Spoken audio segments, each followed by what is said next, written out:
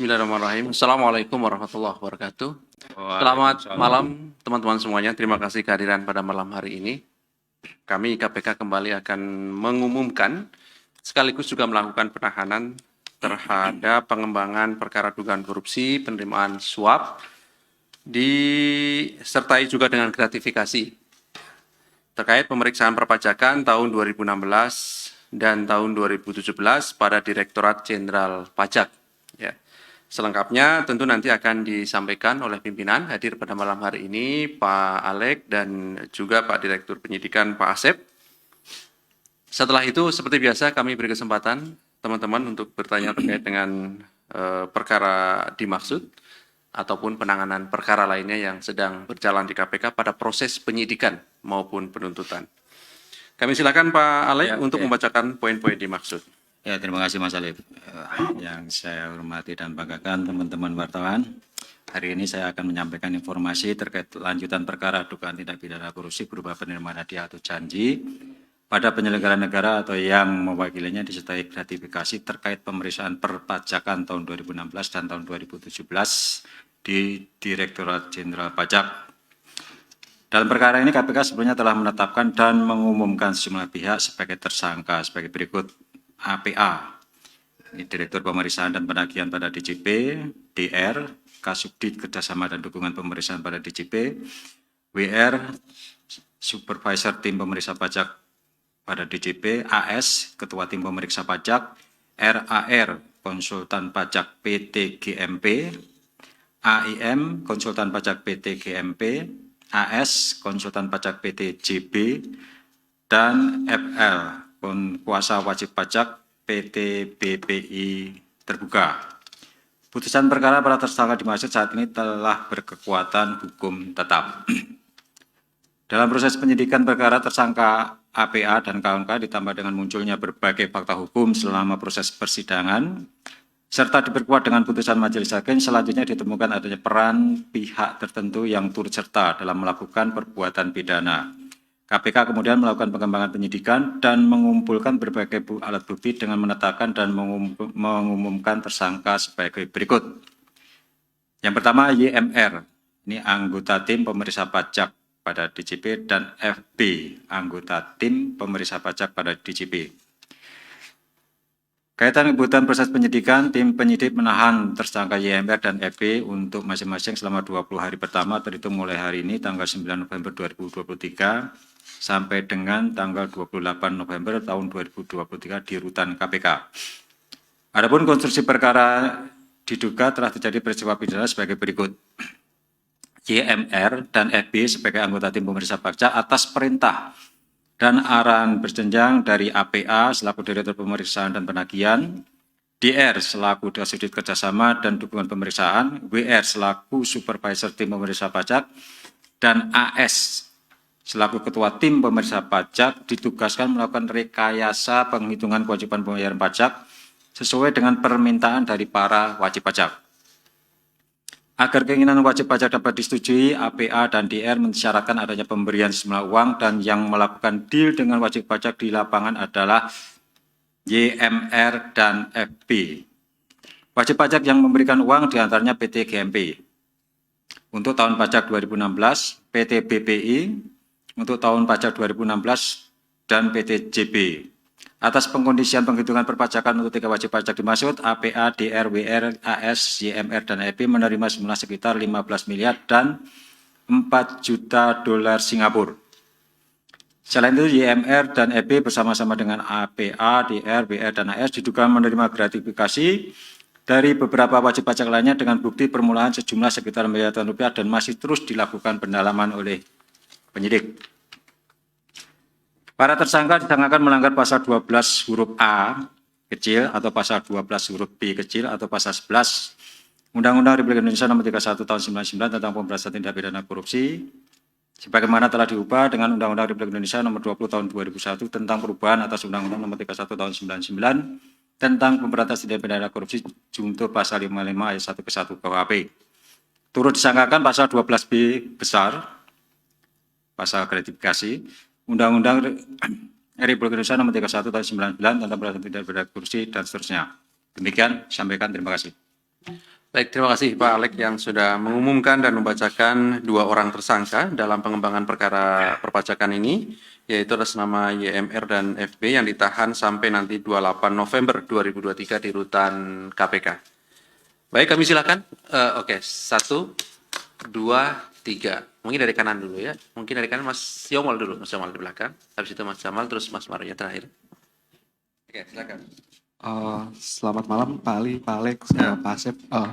Perkenalkan saya Yaumal dari suara.com. Pertanyaan saya di luar kasus ini. Di luar kasus ini. Yang ini dulu, oke siap.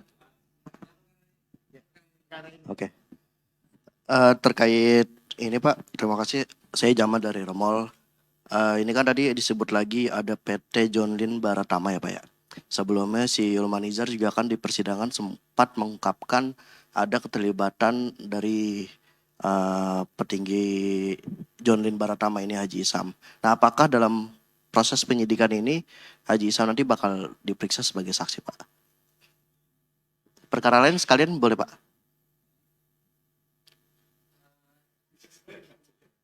Ini dulu. Ya. Iya.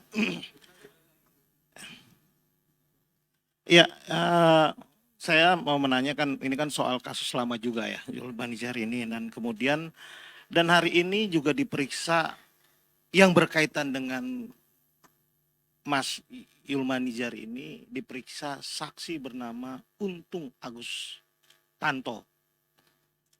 Yang dalam persidangan sempat disebutkan bahwa tersangka Yulmanizar ini sempat menginvestasikannya duit sebesar 40 miliar untuk membeli lahan yang diduga tambang emas yang berada di Bolmong.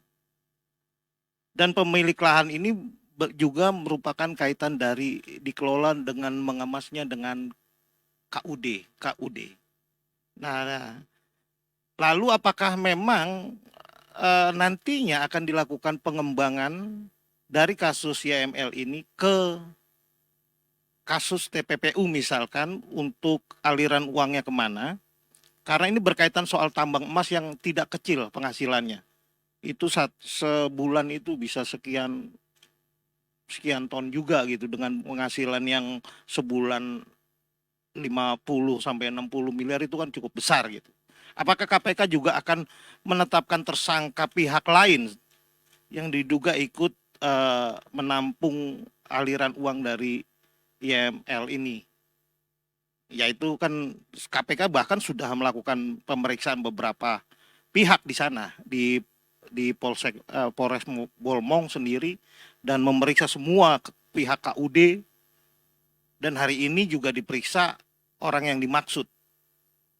Saya pikir tadi termasuk penahanan saudara Untung Agus Tanto, ternyata tidak hari ini. Pak Asep sudah senyum-senyum. Kira-kira apakah memang hari ini juga akan dilakukan pengembangan lebih lanjut terkait TPPU dari saudara YML dan kasus lain gimana?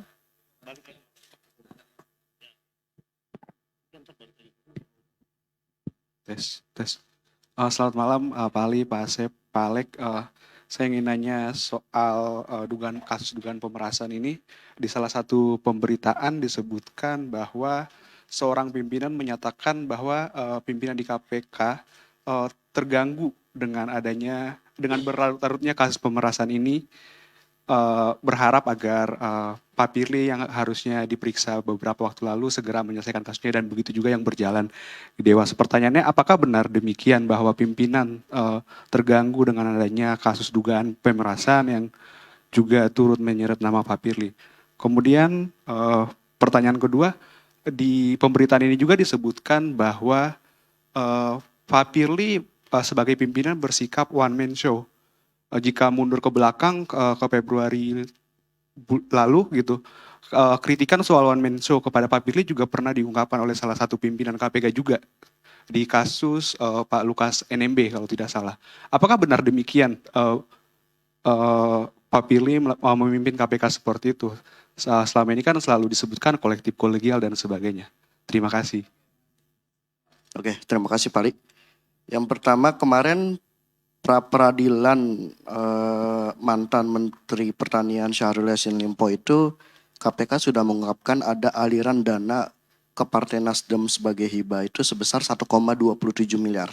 Nah, apakah KPK dalam waktu dekat ini akan memanggil pihak-pihak dari Partai Nasdem itu Pak untuk menelusuri aliran uang tersebut?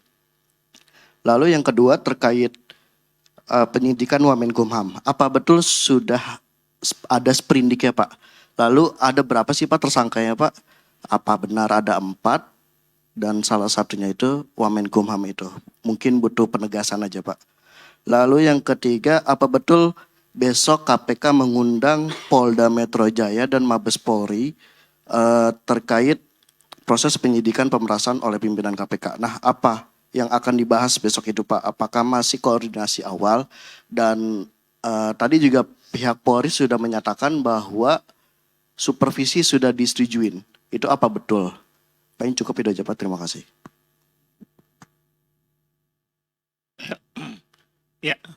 Ya, saya masih soal agenda pemeriksaan besok. Itu soal anggota Ketua Komisi 4 DPR RI. Ya, itu kan Mas Ali kemarin sempat mengkonfirmasi terkait pemanggilan Sudin politisi PDIP ini. Nah, ini kan kalau bicara soal kasus SYL ini kan jauh kaitannya antara dugaan kasus jual beli jabatan atau apa atau pemerasan dengan DPR.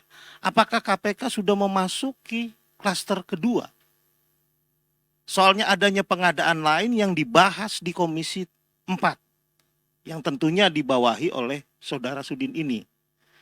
Nah, kemudian selain Sudin tentunya yang dibahas sebagai mitra dari Kementan itu kan apakah KPK juga akan memeriksa selain Sudin anggota Komisi 4 lainnya. Nah, tolong dicatat Pak Asep, ini mungkin kembali saya mengkonfirmasi banyak pertanyaan Pak Alek. Saya sudah sebulan nggak masuk kerja, saya sakit tipes.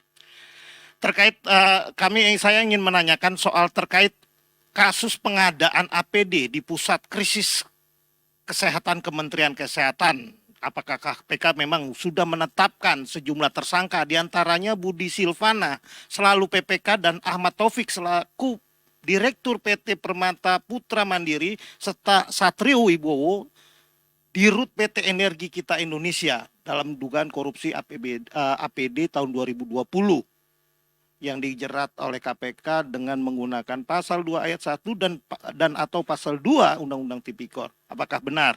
Terus kemudian saya ingin menanyakan soal penetapan tersangka kasus Bea Cukai Eko Darmanto. Ini cukup unik. Uniknya di mana?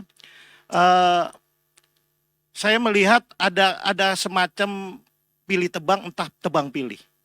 Sementara ada dugaan lain bahwa flashing itu setelah ditelusuri informasi memang flashing yang dilakukan atas gambar ED sendiri betul ternyata ID-nya ada di Kemenkyu Pusat. Bukan ID diri pribadi ED Eko Darmanto itu. Nah, bahkan uniknya sendiri justru ED lah yang membuka sejumlah kasus korupsi yang membuat tercengang Mahfud MD dan Sri Mulyani. Data itu yang diberikan kepada pihak kejaksaan terkait dugaan korupsi BC berkaitan soal komoditi emas. Nah, hal ini yang membuat kemarahan pihak lain pejabat di BC yang kemudian coba memplacing ED ini yang ketika saat penggeledahan lakukan oleh penyidik, bahkan penyidik KPK yang bernama Yoga itu tercengang melihat banyaknya penghargaan yang diterima ED. Soal ini terlihat terbalik. Bagaimana lalu dengan pejabat-pejabat BC lain yang juga lebih kaya, dan itu sudah dijelaskan bahwa pesawat latih miliknya Kasau, itu agak menarik menurut saya, agak uniknya kasus ini begitu. Dan kemudian bagaimana lalu dengan pejabat BC lainnya, Dirjen BC Heru Pambudi yang saat ini menjabat sekjen, yang justru dia ada anak buahnya jadi tersangka, justru dinaikkan pangkatnya. Contoh Dedi Congor itu sudah menjadi tersangka di Bareskrim, justru dinaikin pangkatnya. Dan bagaimana juga pejabat-pejabat lain yang juga melakukan flashing dengan mogenya, dengan Ini lucu ketika yang diproses justru orang yang berprestasi bernama Ede yang kemudian enggak, nih saya ingin menyampaikan bagaimana agar KPK lebih dalam. Tidak terlihat entah tebang pilih, entah pilih tebang. Bebas lah. Pokoknya artinya saya ingin mengungkapkan bahwa sosok Ede ini sangat unik. Justru dia yang membongkar banyak dugaan korupsi pejabat BC, tapi dia jadi tersangka. Bahkan dia adalah orang yang dianggap berprestasi. Faktanya, ketika penggeledahan penyidik cukup terkejut dengan Oke, banyaknya poinnya sudah dapat, Mas Suryo. Oke, kasus lain Mas masih banyak. Makanya saya bilang saya 1 bulan nggak masuk. Saya sudah siapkan pertanyaan. Ya itu kan subjektif Mas Ali. Ini pertanyaan Mas mau jawab nggak apa-apa. Yang penting saya sudah tanyakan. Soal kemudian soal kasus BUMN konstruksi PT Amarta Karya dalam sejumlah fakta persidangan itu jaksa menyebut sejumlah pihak pejabat MK itu menerima Amarta Karya itu menerima aliran dana. Jaksa menyebut bahwa sebesar 30 miliar diterima oleh Catur, 1,3 diterima Trisna Sulista, terus Royaldi Rosman menerima 983, Iwayan, itu apakah ini tidak dikembangkan? Apa hanya PT kasus Amarta Karya ini berhenti pada sudah adanya tersangka 3-4 orang itu? Apakah di sini fakta persidangan jaksa menyebut aliran dana itu dengan detailnya? Apakah KPK juga akan mengembangkan ke arah sana? Terus kedua, saya ingin memastikan lagi menagih janji Pak Asep, apakah benar KPK sudah menetapkan 2 tersangka dalam kasus WC Sultan di Bekasi dan salah satunya yang meninggal? Itu meninggal kenapa? Meninggal atau dimeninggalkan atau dimunirkan? Itu perlu kejelasan. Terus soal apa lagi ya? Udah banyak banget ini, saya udah bingung mau nanya apa lagi. Ya itu dulu dah. Ntar saya banyak nanya dibilang pengacaranya. Saya bukan pengacara Mas. Saya yang penting saya nanya apa yang saya nggak ngerti.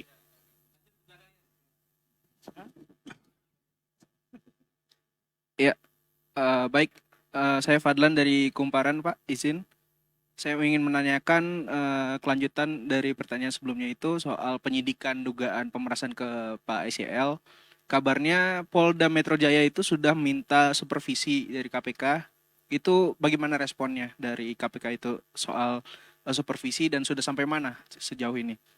Yang kedua, Pak pimpinan KPK Pak Firly Bahuri saat ini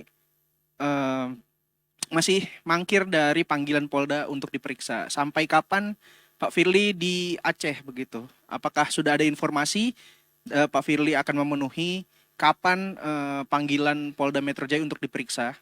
Lalu yang ketiga, untuk Wamenkumham itu sendiri, kira-kira kapan akan dipanggil oleh KPK gitu? Dan yang terakhir, mungkin soal pertanyaan pengacara Pak SYL, Mas Febri Diansyah dan kawan-kawannya itu, mereka itu kan sudah kooperatif ya Pak.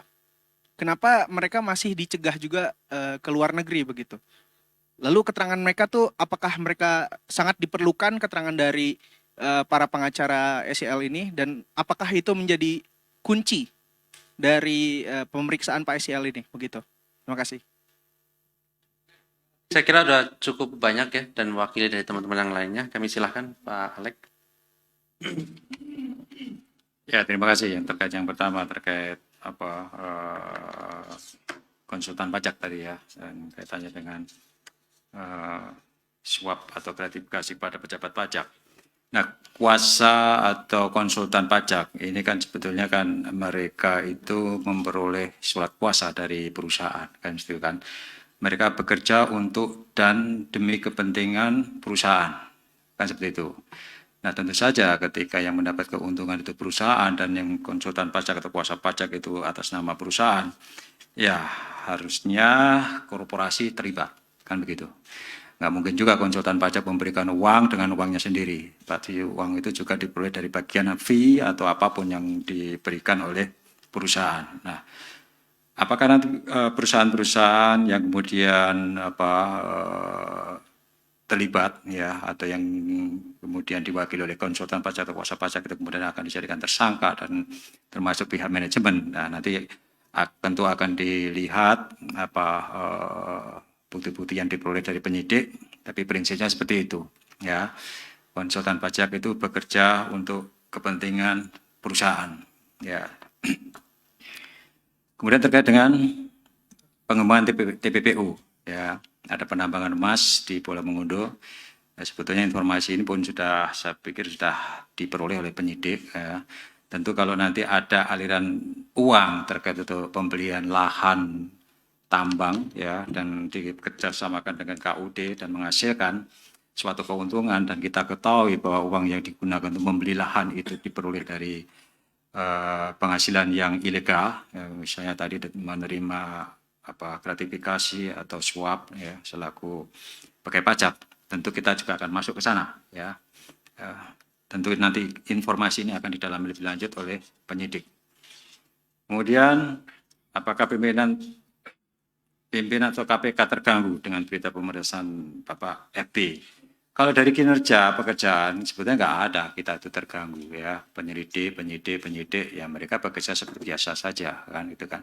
Terganggu oleh pemberitaan, ya kan, hanya selentingan aja atau nggak tiap hari juga. Tapi prinsipnya kami tetap dan terus mendorong pada teman-teman khususnya di Kedeputian Penindakan untuk bekerja tanpa terpengaruh dengan berita-berita miring seperti itu. Karena apa? Pimpinan kolektif kolegial, bukan apa itu satu pimpinan kemudian punya hak veto untuk membatalkan putusan pimpinan yang lainnya.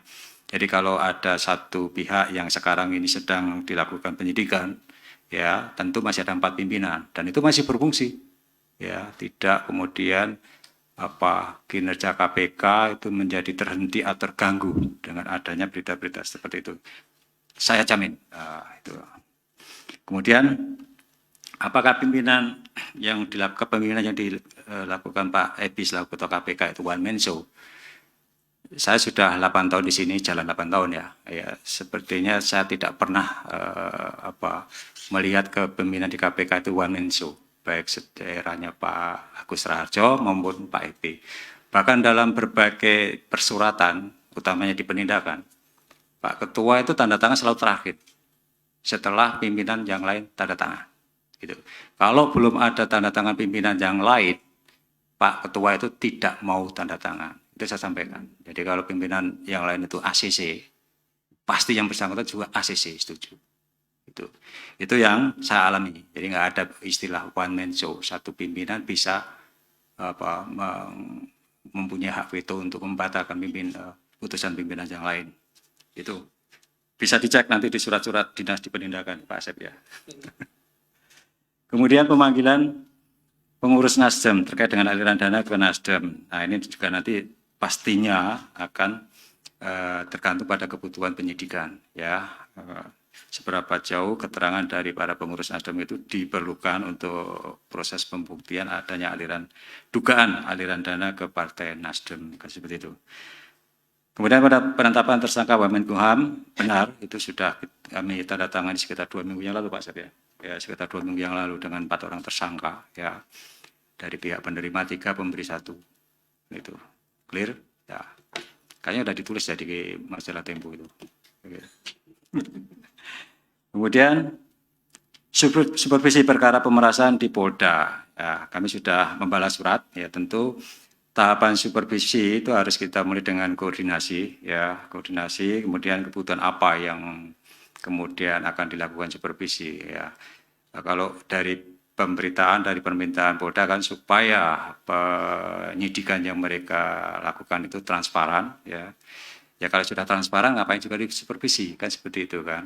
Karena kita lakukan supervisi kalau misalnya dalam penanganan perkara itu ada hambatan berlangsung lama, ada dugaan, ada intervensi, ya kita supervisi. Nah, oke lah kita yang bersangkutan atau pihak Polda minta supaya dilakukan supervisi. Nah, supervisi yang dilakukan KPK itu jangan terus diasumsikan seolah-olah KPK mendorong supaya dipercepat. Enggak. Kalau dalam supervisi yang nanti kami lakukan ternyata, ya, apa yang diduga, yang disangkakan atau yang dilakukan ternyata pembuktiannya tidak cukup, kami juga bisa untuk merekomendasikan untuk menghentikan. Nah, pasti nanti akan ribut. Ya terang aja ini yang supervisi KPK. Makanya KPK menyarankan untuk dihentikan kan begitu. Itu juga harus kami jaga. Ya kami harus jaga. Supaya apa? Supaya tidak terjadi konflik kepentingan. Kan begitu. Kan intinya supaya penyidikan yang dilakukan Polda itu kan transparan kan seperti itu. Kalau seperti itu ya sepanjang mereka terbuka terhadap penanganan perkara dan selama ini sejauh ini juga penanganan perkaranya lancar, ya kebutuhan supervisi itu sebetulnya nggak ada kan itu. Ini dan tentu saja kami harus berpedoman pada undang-undang terkait KPK dan juga Perpres menyangkut supervisi kan seperti itu. Kemudian terkait pemanggilan anggota DPR dalam kasus Kementan, apakah sudah memasuki klaster yang lain? Ya kemarin dari expose sebagaimana yang sudah disampaikan ada beberapa klaster penerimaan yang dilakukan oleh Mentan. Salah satunya adalah penerimaan yang terkait dengan PBJ. Nah, saya tidak tahu apakah pemanggilan dari saksi-saksi yang dari DPR itu sudah terkait dengan PBJ. Mungkin nanti Pak Asep yang akan lebih menjelaskan. Ya. Pengadaan APD apakah sudah ada tersangka? Ya, sudah ada. Ya, itu sebenarnya juga sudah kita tanda tangani. Ya. Tadi disebutkan, ya, itu, ini siapa tadi? Mas Mario ya? Malah lebih tahu deh, ya kan, udah, berarti dapat bocoran Mas Mario kan, ya udah, saya sampaikan aja, ya kita sudah menetapkan tersangka dan sudah ada nama-namanya sudah ada semuanya kan itu, masa lupa tadi, tapi Mas Mario tadi sudah hafal banget itu kan, ya udah. Gitu. Kemudian terkait ide, banyak penghargaan, Bea Cukai, bagaimana dengan pejabat yang lainnya? Nah, ya tentu saja ya kita menduga ya dalam ya, penerimaan negara, Bea Cukai, pajak, ya. Jangan orang yang kemudian, dan itu sudah kami sampaikan, jangan orang yang kemudian apes karena dalam tanda kutip flexing, kemudian tidak telusuri, sementara yang lain yang memiliki kekayaan yang tidak wajar juga, meskipun tidak flexing, ya kita diamkan, nggak fair juga kan, gitu kan. Itu sudah kami sampaikan ke pihak penyidik maupun dari Direktorat LHKPN, ya tolong telusuri juga, jadi pajak, bea cukai kan termasuk institusi yang dalam tanda kutip itu rawan, ya rawan terjadinya penyalahgunaan, ya karena ya tanggung jawab kewenangan mereka besar tanpa pengawasan atau kontrol yang ketat, ada kemungkinan penyalahgunaan kewenangan itu. Dan terkait dengan Deddy Congor, ya ini perkara ini sebetulnya ditangani oleh Barreskrim sebelumnya, dulu sudah mau kita tangani, tapi oleh Barreskrim sudah ditetapkan tersangka lebih dahulu. Dan kami sudah melakukan supervisi, sudah sekitar 3 tahun lagi, dan kami belum. Nah, itu dia, itulah ya. Ya itulah luar biasanya kan, ya luar biasanya sudah jadi tersangka pun masih aktif dan naik pangkat.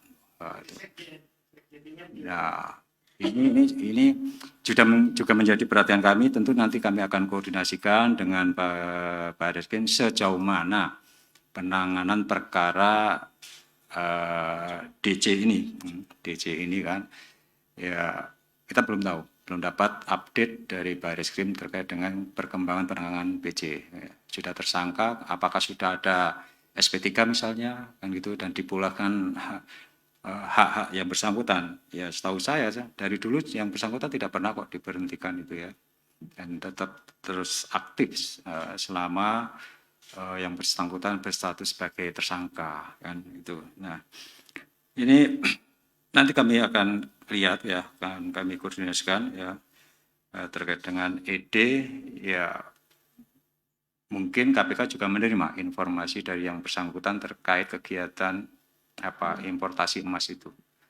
Ya, ada informasi yang diberikan oleh ED. Tentu hal ini akan menjadi catatan juga buat kami ketika misalnya dalam proses persidangan yang bersangkutan kemudian memberikan informasi-informasi terkait keterlibatan pihak lain maupun kegiatan-kegiatan penyelundupan dan lainnya yang kemudian bisa ditindaklanjuti ya, dan kemudian memberikan dampak luar biasa terhadap penerimaan negara dan juga hal lainnya tentu menjadi catatan bagi kami sebagai hal-hal yang meringankan lah, kan seperti itu. Kami juga akan fair untuk memperlakukan perkara ED ini ya sesuai dengan proporsinya tentu saja.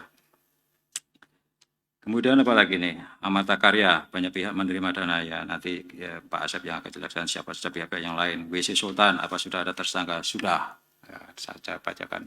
Sudah ada sprindik juga. Jadi kalau yang satu tersangka meninggal, saya nggak tahu, saya nanti biar Pak Asep yang lebih menjelaskan detailnya gitu. Ya. Udah lengkap kan? Sudah cukup. Silakan Pak Asep untuk menambahkan dan melengkapi. Baik, terima kasih pimpinan Pak Alek.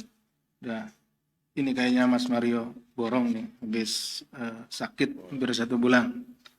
Pertanyaannya. Baik, ada beberapa yang mungkin saya tambahkan dari penjelasan yang sudah komprehensif sebetulnya tadi disampaikan Pak Alek.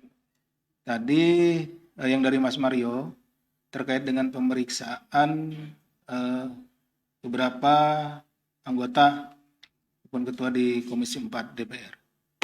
Jadi begini, Mas Mario, tadi kan Mas Mario menyampaikan, apakah ini sudah klaster baru atau kenapa ini kan hubungannya apa dengan perkaranya SCL yang pemerasan, kemudian kok lari ke sana gitu, seperti itu. Nah, kami penyidik tidak hanya membuktikan pemerasannya saja, tapi kita juga mengikuti kemana larinya uang-uang yang dikumpulkan atau yang dikorupsi oleh saudara SCL. Jadi ini juga tadi seperti disampaikan oleh Pak Alek, di samping ada perkara-perkara lain, ada PBJ, kemudian kita juga melakukan penggeledahan di Dirjen Hortikultura, sehingga dari penggeledahan itu kemudian dari tadi masalah temuan-temuan dan keterangan-keterangan dari para tersangka dan saksi, kami dari penyidik harus menyusuri ya kemana aliran dana tersebut, dan tentunya salah satunya adalah ke Komisi 4 DPR tersebut. Jadi demikian Mas Mario. Kalau mengenai apakah yang lainnya juga selain dari ketua komisi akan diperiksa, tentu kemana uang itu mengalir, kepada siapa, baik itu orang, personnya maupun badan hukum, kita tetap akan minta keterangan. Seperti itu ya Mas Mario. Kemudian tadi terkait dengan yang Amarta Karya, saat ini benar posisinya sedang di persidangan. Jadi apa yang disampaikan oleh Mas Mario, hal-hal yang ditemukan ya pada saat persidangan, tentu nanti akan ada yang namanya pengembangan penuntutan. Ya, dari pengembangan penuntutan nanti kita akan melihat apakah ditemukan adanya peristiwa pidana korupsi tentunya ya, lalu dengan para tersangka yang baru. Tentu nanti itu akan diformalisikan, kemudian dibawa ke forum expose, dan di situ akan ditentukan apakah nanti akan kalau sudah cukup buktinya, tentunya akan dibuka penyidikan baru. Terkait dengan WC Sultan yang di Bekasi, saya juga pernah ngobrol dengan Mas Mario. Benar Mas, dari dua tersangkanya kan yang satu meninggal. Kalau nggak salah bupatinya yang meninggal itu. Tapi di bawahnya kan ada PPK-nya, gitu.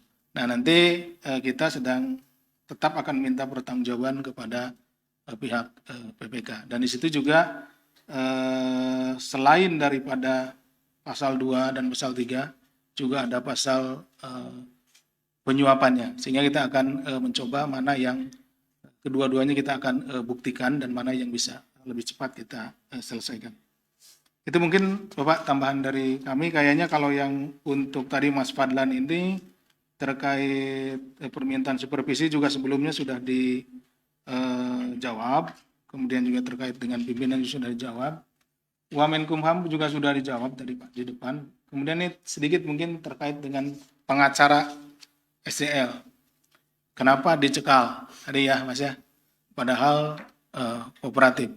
Nah, yang di cekalan itu terkait dengan eh, adanya kegiatan-kegiatan yang berhubungan dengan penanganan perkara ini.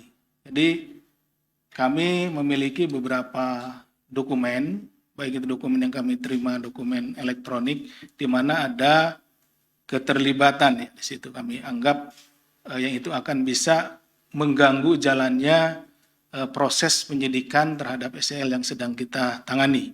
Sehingga kami merasa perlu untuk melakukan pencekalan terhadap yang dimaksud.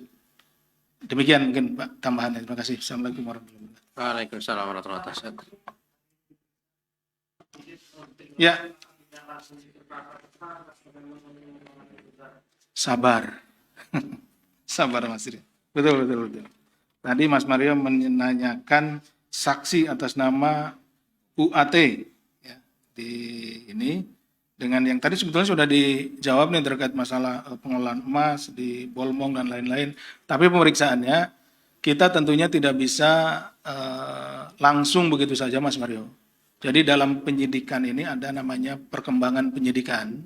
Nanti kami lihat apakah saudara saksi ini itu kualifikasinya tidak hanya sebagai saksi atau juga dia melakukan tindak pidana gitu, seperti itu. Nanti dikumpulkan bukti-buktinya, kita sedang kumpulkan. Setelah itu seperti tadi, karena ini ditemukan di penyidikan, maka pengembangan penyidikan. Kita bukti-bukti tadi akan kita bawa, kita formulasikan, kita bawa ke forum expose. Nah, di forum expose itu akan diuji. Nah, nanti dengan pasal-pasal yang dipersangkakan, apakah memenuhi unsur-unsur pasalnya. Apabila memenuhi unsur pasalnya, kemudian di sana akan ditentukan. Nanti tentu kita akan umumkan. Demikian Mas Mario. Terima kasih. Oke.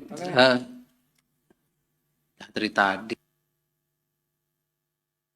Ya udah, silakan.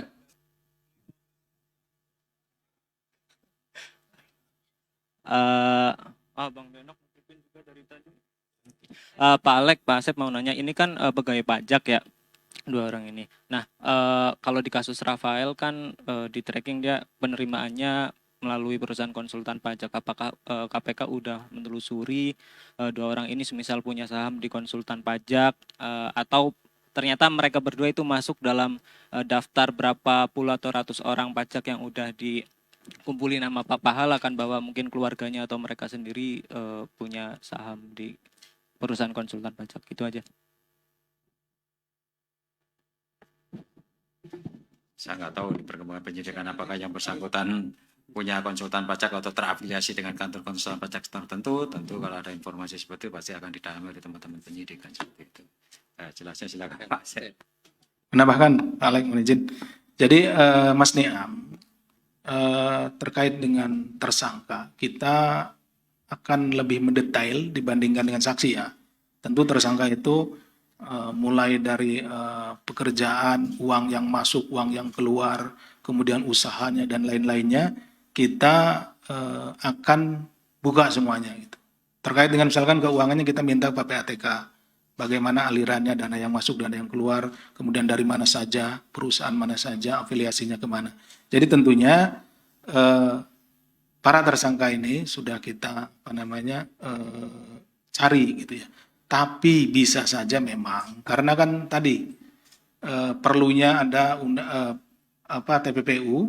Kenapa ya? Karena bisa saja disembunyikan atas nama orang lain dan lain-lain. Tentu kita juga akan terus mencari apakah memang masih ada atau tidak seperti yang disampaikan oleh Mas Niam. Dan apabila rekan-rekan memiliki informasi, sampaikan kepada kami. Karena ini sangat berharga. Biasanya Mas Mario ini banyak informasinya gitu. Atau Mas Niam juga. Mungkin itu yang tambahannya. Terima kasih. Baik, terima kasih Pak Alek, terima kasih Pak Asep yang hadir bersama kita, dan terima kasih juga kepada teman-teman semuanya. Kami akhiri. Assalamualaikum warahmatullahi wabarakatuh.